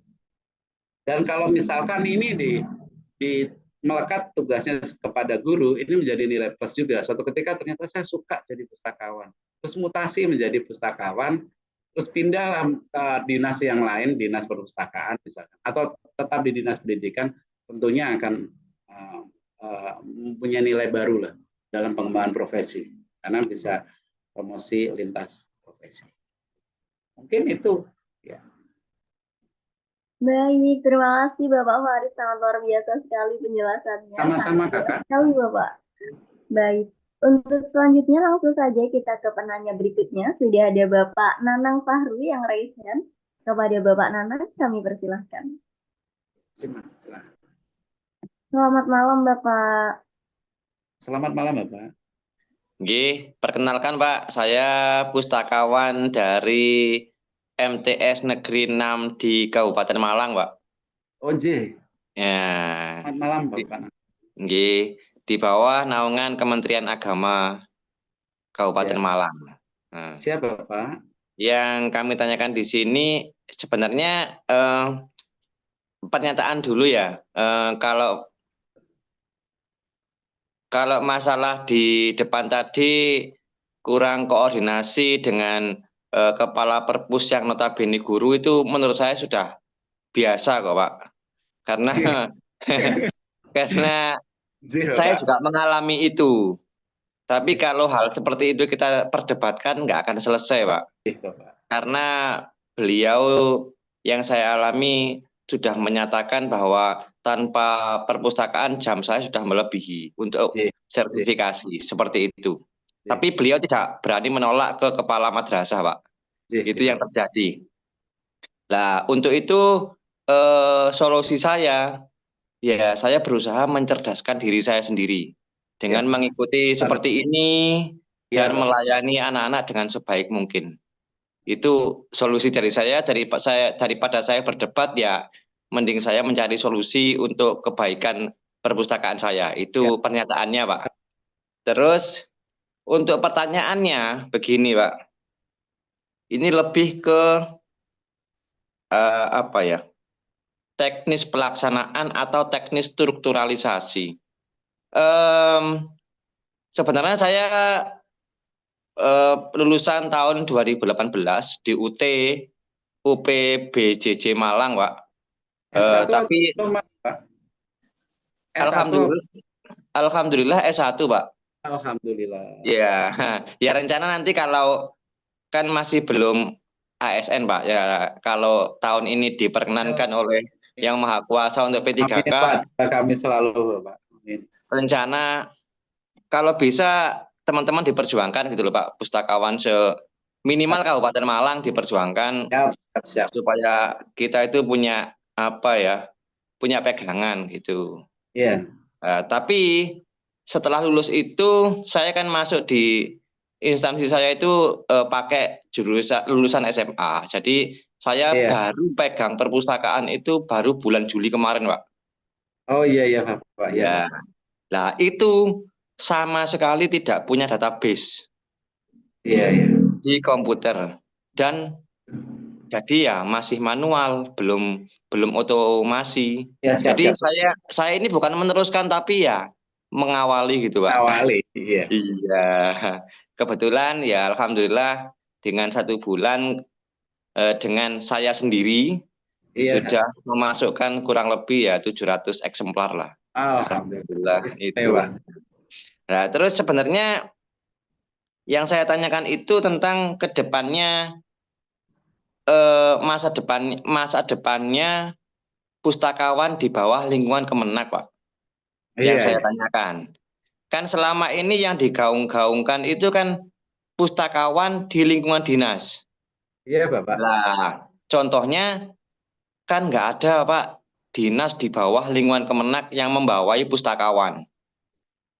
Tapi kalau di dinas pendidikan kan ada dinas perpustakaan dan kearsipan kabupaten, itu pasti semua kabupaten punya itu, Pak.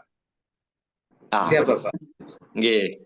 Untuk menuju ke sana, maksudnya ketika kalau perpustakaan dinas itu mungkin keluh kesahnya ke perpustakaan dan kearsipan kabupaten karena yang menaungi. Iya, Tapi iya, kalau Bapak. kami di Kementerian Agama, nasibnya gimana, Pak? Kan begitu ya.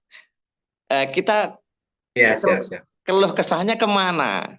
Lah, kita ke Kementerian Agama itu kan nggak punya dinasnya.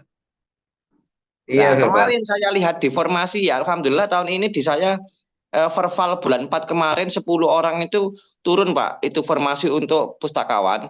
Tapi yang tertera di situ bukan sebagai pustakawan, Pak. Tapi yang tertera di situ Anjab. Jenengan tahu Anjab nggih? Iya, analisa Analisis jabatan. Ya. Nah, itu yang turun itu malah namanya pelayanan. Oh, pelayanan perpustakaan. Tapi ya, tapi di situ tulisannya itu jabatan pelayanan pendidikan pustakawan. Begitu, Pak. Karena dulu pernah terjadi itu teman-teman pustakawan yang keterima di sebagai pustakawan di Kemenak itu akhirnya yang di instansinya tempat bekerja itu dipindah ke kantor, Pak, dikantorkan. Iya, iya.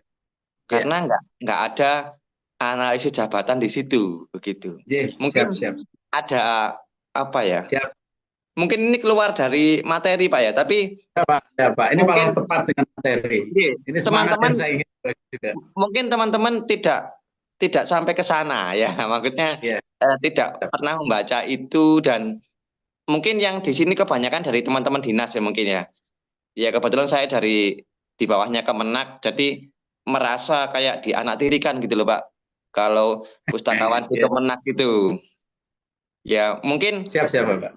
mungkin seperti itu Pak pertanyaannya. Mohon apa ya penjelasannya dan gimana Dengan senang kemudian hati, Bapak. kiat-kiat untuk ya mungkin bisa sukses seperti Bapak. Ngoten. Terima kasih. Assalamualaikum. Siap, siap, Bapak. Waalaikumsalam Bapak Bisa. Nanang. Terima kasih banyak Bapak. Untuk berikutnya kepada Bapak Farid kami persilahkan. Terima kasih, Kak Aulia. Terima kasih Pak Nanang, apresiasi tinggi-tingginya atas kiprah Bapak dalam memajukan layanan perpustakaan di MTS di Kabupaten Malang. Sebagaimana Bapak sampaikan tadi, dapat saya simpulkan ada 3 permasalahan yang mendasar. Mohon izin saya deskripsikan dahulu, di mana teknis dari strukturalisasi dan ke arah ke pengembangan kapasitas di ASN ataupun rumpun jabatan di P3K belum otomasi dan sekarang dalam posisi merintis dan masa depan pustakawan di Kemenak. Nah, di sini saya mohon izin ini memberi tanggapan Bapak, dan ini nanti sekiranya di sini ada beberapa senior tadi, senior saya nih asesor mungkin mengikuti, kami persilakan nanti berbagi di sini. Dan juga ada beberapa rekan yang punya kapasitas memberi penguatan, kami persilahkan di sini. Bapak Ibu yang kami muliakan, khususnya Bapak Nanang, bahwa dalam pengembangan jabatan nggak lepas dengan namanya Anjab, analisa jabatan. Kalau Bapak tadi sampaikan, Kemenak kami terus mengadunya kepada siapa? Di sini kebanyakan orang-orang dinas. Tidak juga sih Bapak, kami sendiri semua pada dasarnya sebagaimana amanah undang-undang bahwa tugas pengembangan perpustakaan dan profesinya itu di bawah naungan pembinaan namanya Perpustakaan Nasional Republik Indonesia. Sedikit perlu saya sampaikan penguatan dan alhamdulillah istilah katanya aktivitas komunikasi saya sering meminta pendampingan dalam pengembangan Anjab. Di mana Anjab di tempat kami dulunya itu cuma saya sendiri, Bapak. Sebelumnya malah nggak ada. Saya tuh dulu punya senior ketika sudah duduk di golongan 3, jabatan pustakaan pertama, kemudian promosi. Dan memang profesi kami dulu sebagai batu lompatan, karena per 2 tahun bisa naik jabatan, naik pangkat. Jadi kok nggak ada yang menjaga dan menghidupkan gitu. Hingga akhirnya saya menggunakan pendekatan sistemik. Ketika saya berada jabatan pustakawan pertama, visi yang saya pegang, saya regenerasi, saya membangun kemitraan dengan UPBJJ Semarang, membuat perkuliahan, dan alhamdulillah kami sudah bisa menghadirkan 350 mahasiswa. Dan nggak ada habisnya, di jenjang selanjutnya kami mencoba mengupgrade mereka menjadi S1. Dengan sistem pengelolaan dan pengembangan perkuliahannya, saya libatkan semua. Hingga akhirnya sekarang mereka semua udah handal, bahkan ada yang mengelola perkuliahan sendiri, membuat yang sendiri dan segala macam. Karena memang target kami, tadinya saya sendiri sebisa mungkin esok saya banyak teman gitu, pustakawan, dan sekarang target saya sebagaimana Bapak sampaikan itu, kalau terkait sama tugas kepala perpustakaan, koordinasi akan sering buntu, nggak ada habisnya ya. Mending kita meningkatkan kapasitas diri. Ya memang benar, kalau kita berkutit dengan permasalahan itu ya nggak akan pernah berhenti. Ya akhirnya saya ambil langkah-langkah hingga akhirnya mengembangkan diri. Dan setelah saya bersama rekan-rekan berhasil menghadirkan pustakaan berkaliber sarjana, kemudian saya konsentrasi dalam peningkatan kapasitas, kemudian pendampingan sertifikasi, pengelolaan analisa jabatan, penghitungan anjab, di situ aktif saya di situ. Hingga akhirnya Gusti Allah paring rezeki atau kami mendapatkan rahmat Tuhan Yang Maha Esa dan formasi tertinggi se-Indonesia kemarin. Amin, amin. Ya alhamdulillah kemarin di dalam peta jabatan pengadaan formasi pustakawan di tahun 2022 Permenpan, database kami tertinggi sebelum Tuban kalau di Jawa Timur. Jadi Blora, Tuban, terus Kabupaten Semarang, segala macamnya peta jabatannya. Dan saya yakin di waktu ini nanti P3K akan banyak Pak. Cuman saya menjadi penasaran karena formasi pustakawan, asisten pustakawan itu jabatan fungsional khusus. Tapi sebagaimana Bapak sampaikan tadi, pelayanan perpustakaan, pengelola perpustakaan, pengelola elektronik itu jabatan pelaksana, bukan jabatan fungsional khusus.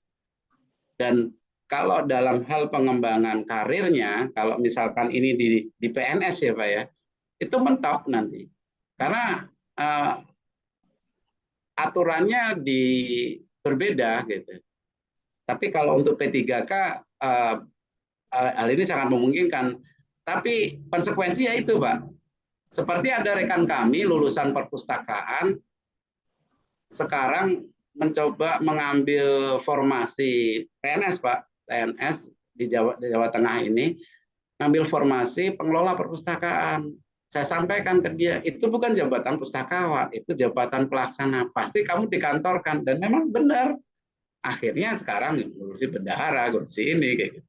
Ini pengelola perpustakaan elektronik, itu bukan jabatan pustakawan, itu pelaksana gitu.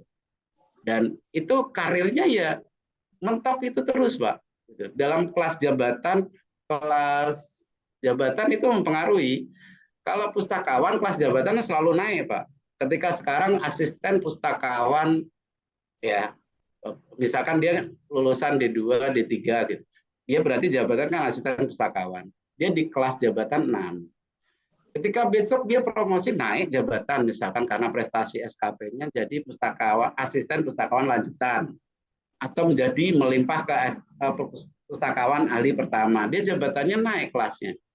Jadi bukan 6 lagi, jadi 9. Ya, 9, S1 9, Pak. Ya, 9. Untuk selanjutnya bisa 10. Dan seperti saya sudah 11. Dan semakin tinggi semakin naik. Itu kalau di PNS, Pak.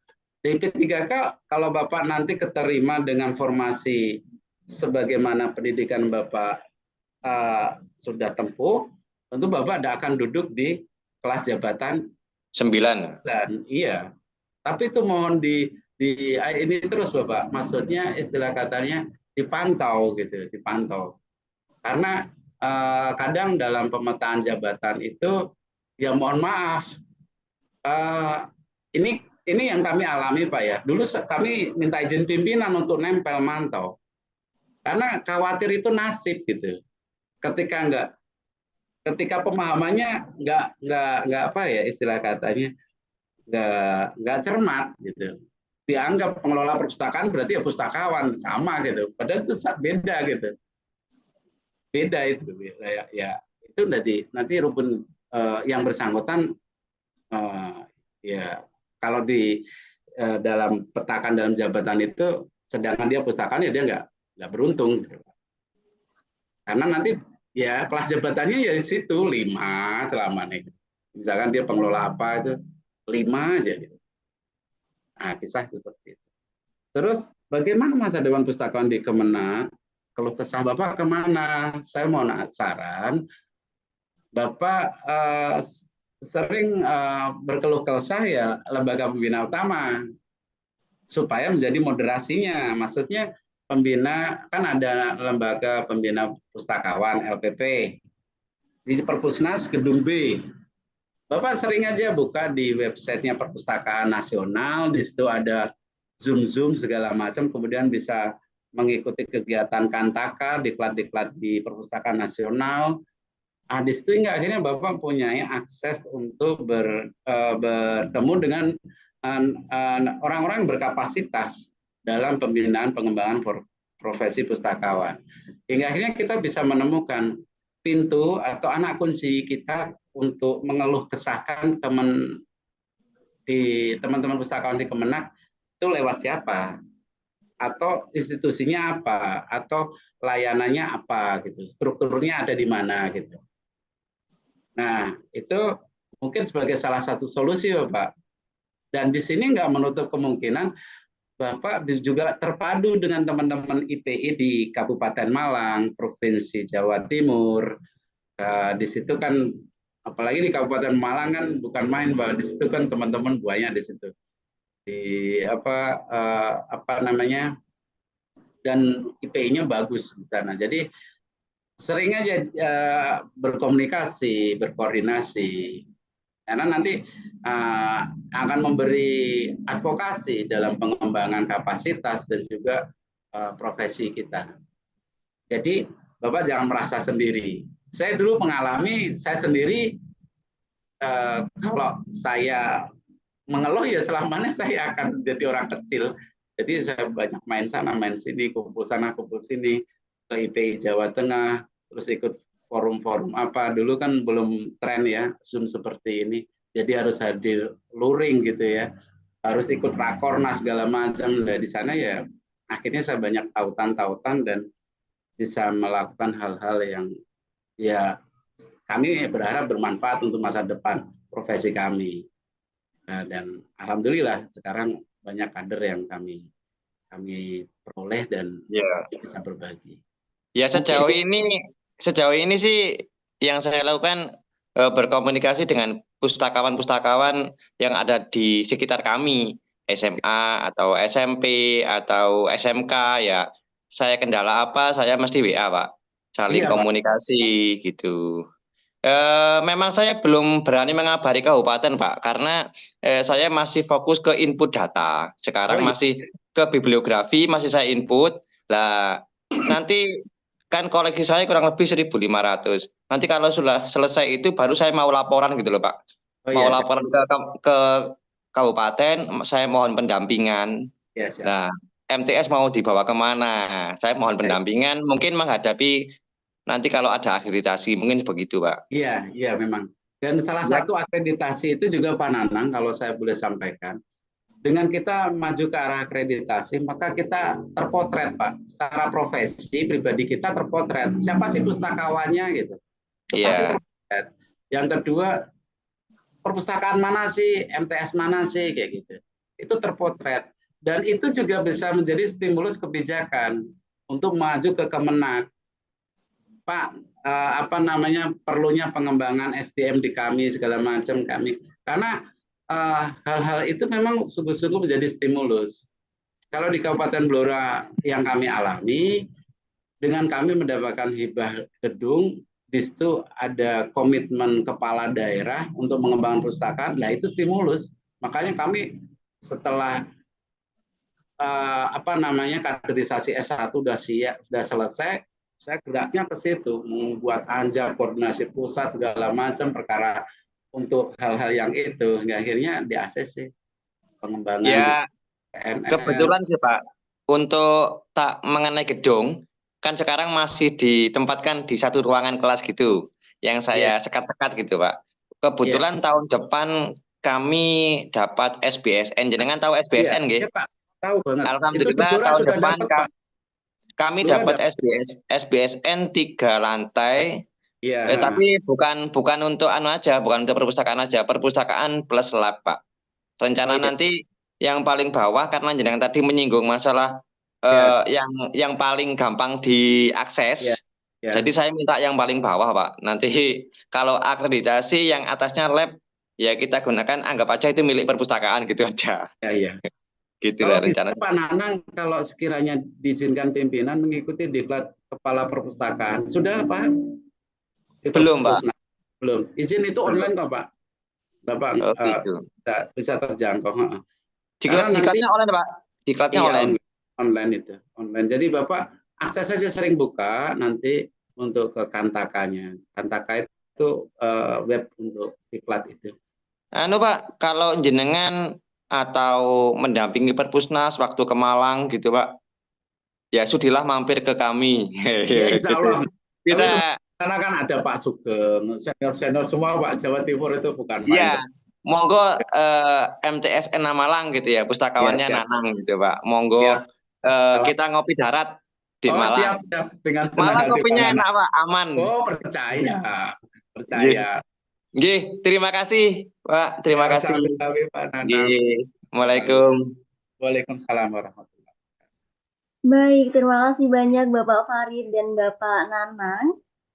Untuk selanjutnya kita ke penanya terakhir, ada Bapak Rian yang raise hand.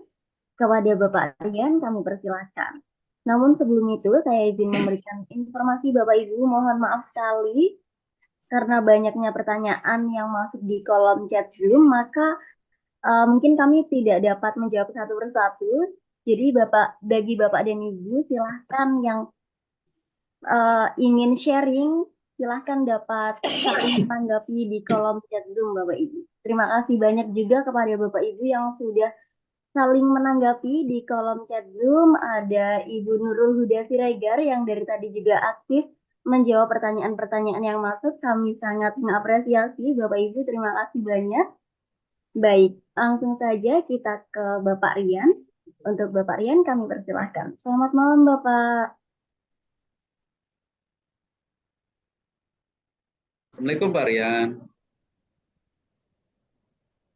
Mohon maaf Bapak Rian, untuk suaranya belum terdengar. Belum terdengar Kak Rian.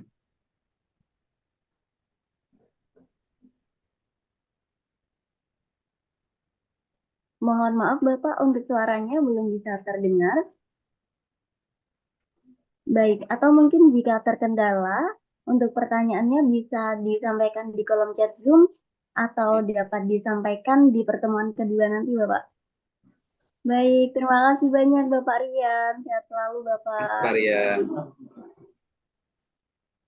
Baik, dikarenakan Bapak Rian terkendala, mungkin saya izin bacakan satu pertanyaan yang ada di kolom chat Zoom.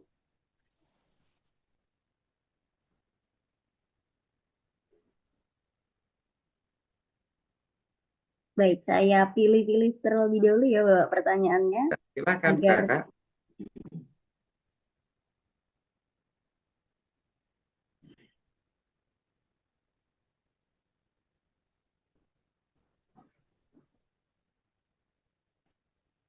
di sini sudah sangat banyak sekali pertanyaan yang sudah ditanggapi Bapak Ibu, sangat luar biasa sekali Bapak Ibu pada malam hari ini. Baik, ini ada pertanyaan dari Ibu Salma. Assalamualaikum, Bapak izin tanya, saya punya koleksi buku referensi kurang lebih 1000, tapi tahun 1998. Apakah masih terhitung dalam akreditasi perpustakaan? Mohon penjelasannya, Bapak. Siap, terima kasih. Kepada Ibu siapa tadi Kak Aulia? Ibu Salma, Bapak. Oh iya, Ibu Salma.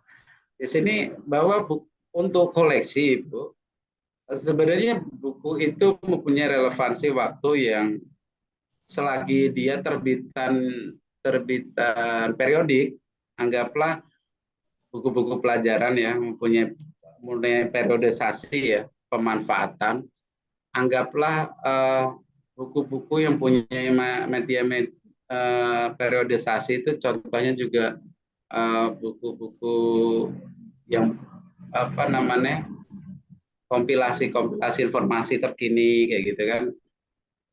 Itu selagi dia tidak buku jenis yang periodik, mempunyai nilai masa pemanfaatan yang panjang, dan selagi dia mempunyai nilai pemanfaatan yang apa namanya istilah katanya tidak terbatas ruang waktu, misalkan contohnya sebagaimana tadi Ibu sampaikan buku pelajaran atau buku apa Kak Aulia 81 ya terbitannya gitu. Iya Bapak, tidak 81 dijelaskan buku tentang judulnya apakah tadi? Tidak dijelaskan spesifik. Oh iya. Bapak. Jadi buku itu selagi dia tidak tema atau subjeknya tidak tentang periodisasi, ya misalkan buku pelajaran gitu, Kurtilas kurikulum 13 dan sekarang bukunya udah kurikulum Merdeka, Kumer ya. Otomatis buku Kurtilas kan digudangkan di situ kan. Bisa digunakan informasinya, tapi pemanfaatnya kan berkurang. Hingga akhirnya mungkin untuk shelving efisiensinya untuk digudangkan, disiangi, dimanfaatkan di kegiatan yang lainnya, atau mungkin kalau memang nggak memungkinkan dihapuskan. Bisa itu, karena itu pengelolaan aset. Tapi kalau buku itu tidak terbatas karena periodisasi tersebut, silakan, walaupun itu buku terbitan 81. Bahkan kalau naskah kuno itu dia terbitan 50 tahun ke belakang. Jadi misalkan buku-buku dari karya pustaka dari apa namanya Lontar seperti itu masih relevan, bahkan itu masuk sebuah karya pustaka yang perlu dilestarikan. Dan izin Kak Aulia, tadi saya melihat ada chatting sedikit dari salah satu rekan kita dari Rembang, bagaimana persyaratan mengajukan Japfung. Boleh saya menambahkan, Kak? Silahkan Bapak. Terima kasih. Kalau persyaratan mengajukan Japfung pustakawan, Bapak Ibu semuanya, kalau misalkan berada dari posisi jabatan di luar pustakawan, Bapak Ibu bisa mengajukan usulan tentunya. Usulan pertama, koordinasikan dahulu kepada UMPOK atau urusan kepegawaian Bapak Ibu. Kalau misalnya Bapak Ibu berada dari posisi sekolah ya, mungkin Bapak Ibu bisa konsultasi ke wilayah ketenagaan di dinas Bapak Ibu. Kalau Bapak Ibu ada di Kemenak tentunya dengan UMPOK, saya kurang tahu nama nomenklatur lembaganya apa. Kalau Bapak Ibu ada di dinas perpustakaan akan lebih mudah lagi, langsung menuju ke UMPOK. Kemudian ditanyakan dahulu ada formasi enggak dengan apa yang Bapak Ibu maksudkan tadi. Misalkan Bapak Ibu, saya ini dari guru, terus sekarang golongan 3D, misal kayak seperti itu ya, 3D. Saya ingin profesi baru, saya ingin jadi pustakawan. Nah, Bapak Ibu ingin menuju ke arah pustakawan, berarti beralih mutasi dari guru ke pustakawan. Nah, koordinasikan saja ke dinas tentunya ya, karena jenjang udah golongan 3D ini langkah selanjutnya tentunya ke Madya ya. Ke dinas bagian ketenagaan, di dinas pendidikan ini ada nggak formasi pustakawan? Kalau nggak ada, Bapak Ibu bisa menuju ke dinas yang terkait, dinas perpustakaan gitu. Kalau misalkan di situ belum ada, ya diusulkan. Setelah kebutuhan itu diusulkan dan kebutuhan itu dinyatakan ada, maka Bapak Ibu bisa mengajukan usulan tersebut dan mencukupi administrasinya. Kalau Bapak Ibu PNS ya, kayak gitu. PNS. Masalahnya kalau PNS, kalau Bapak Ibu posisi 3D, misalkan dari pelaksana, nggak mengambil fungsional khusus, otomatis Bapak Ibu dia pensiun sampai 58. Karena itu udah peraturannya.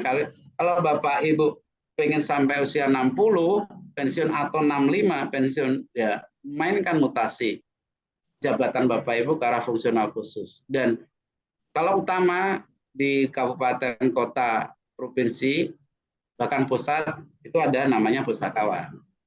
Kalau Bapak Ibu mungkin di guru kan mentok bisa sampai madya. Kalau mungkin di universitas adalah guru besar ya, sampai utama juga ada.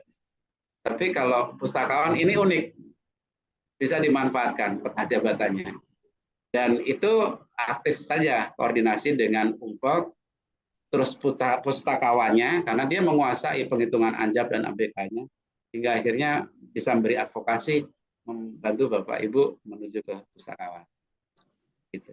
Mungkin itu untuk rekan yang ngechat tadi, sepintas saya lihat dari Rembang. Semoga banyak pustakawan setelah kegiatan Zoom meeting ini.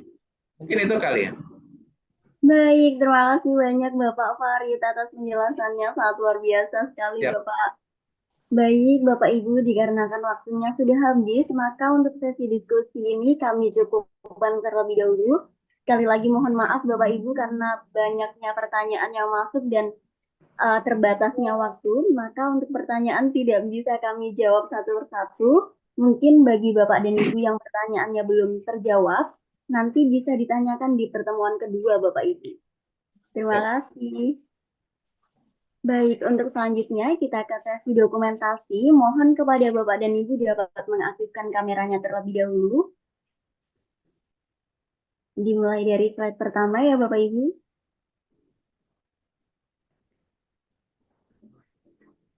Satu, dua, tiga.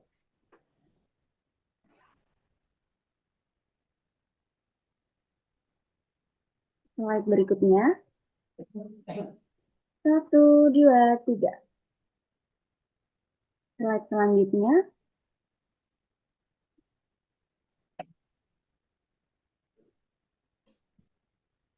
Satu, dua, tiga. Dan slide yang terakhir. Satu, dua, tiga. Baik, terima kasih banyak Bapak dan Ibu atas antusiasnya yang sangat luar biasa sekali pada malam hari ini. Sebelum diklat kami akhiri, saya izin kembalikan kepada narasumber untuk menyampaikan closing statement-nya. Kepada Bapak Farid, kami persilahkan. Terima kasih Kak Aulia. Kami sangat berterima kasih Bapak Ibu semuanya memiliki kecintaan dalam pengembangan budaya literasi bagi masyarakat pengguna perpustakaan kita.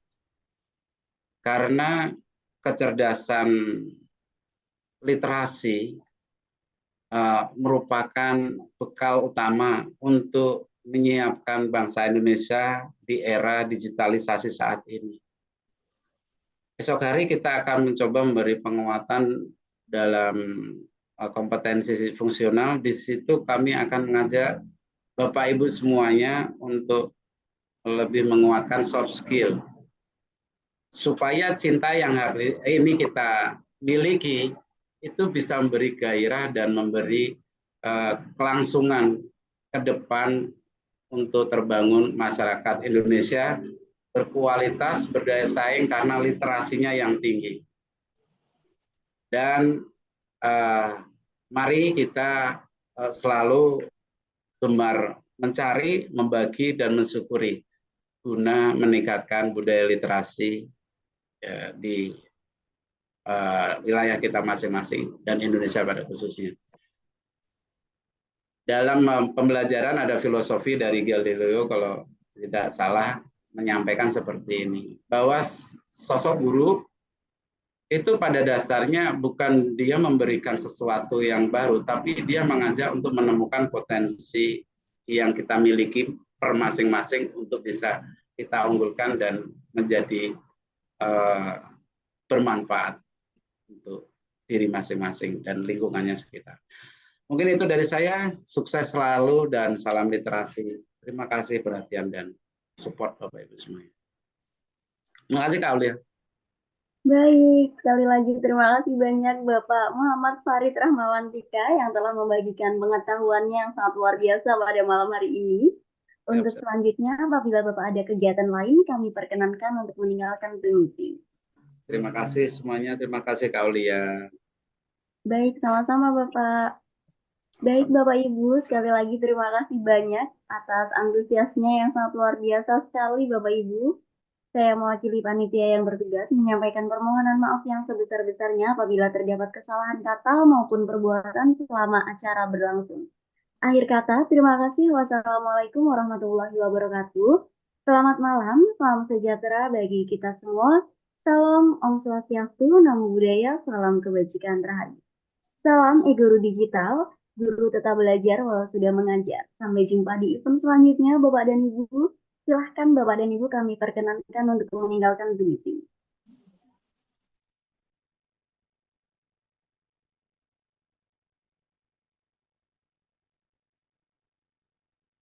Keluar.